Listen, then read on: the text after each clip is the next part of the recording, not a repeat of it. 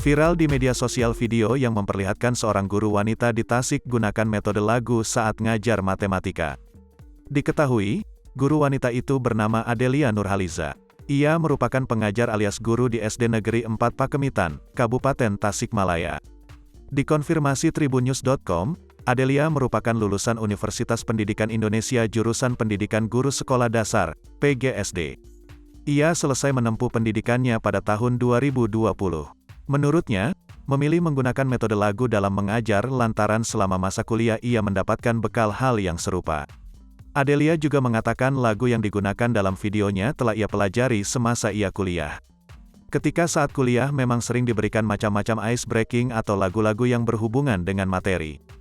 Jadi memang sangat berguna pun setelah aku lulus kuliah, ujar Adelia kepada tribunnews.com, Sabtu, tanggal 12 Februari tahun 2022.